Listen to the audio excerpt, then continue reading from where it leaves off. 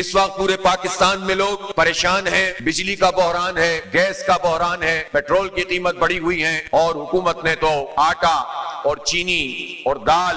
اور چاول سب پر ٹیکس لگا دیا ہے، اور اتنی مہنگائی کر دی ہے کہ غریب عوام کا جینا دوبھر ہو گیا ہے۔ اور غریب عوام ہی کیا، متوسط طبقے کے لوگ بھی جو اپنا چھوٹا موٹا کاروبار دکانداری کرتے ہوں یا ملازمت کرتے ہوں، ان کے بس میں بھی اب کچھ نہیں رہا ہے۔ ایسے حالات میں چاروں طرف ایک سناٹا نظر آتا ہے، لیکن اس سناٹے میں الحمدللہ جماعت اسلامی کی آواز گونج رہی ہے، اور میں آپ سب کو دعوت دیتا ہوں کہ 12 تاریخ کو انشاءاللہ اسلام آباد میں تاریخی دھرنا ہوگا، اور یہ دھرنا ہماری ذات کے لیے نہیں، ہماری پارٹی کے لیے نہیں، ہم ریلیف حاصل کرنا چاہتے ہیں، ہم بجلی کی قیمتوں کو کم کرنا چاہتے ہیں، ہم بنیادی اشیاء خورد و نوش کھانے پینے کی چیزوں کو کم کرنا چاہتے ہیں، اور ہم یہ چاہتے ہیں کہ ہمارا ملک ایک آزاد ملک کے طور پر بیہیو کرے۔ ہم غلام در غلام بن کر کس طرح سے جی سکتے ہیں کہ ایک طرف امریکہ کے کہنے پر فوجی آپریشن کیا جائے، اور دوسری طرف IMF کے کہنے پر ٹیکسوں کی بھرمار کر دی جائے اور مہنگائی کے بوجھ تلے عوام کو دبا دیا جائے۔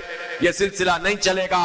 اور اس کے خلاف ایک مؤثر اور طاقتور آواز انشاءاللہ پاکستان کے عوام کی اور ہوگی، اور وہ جماعت اسلامی کی آواز ہے۔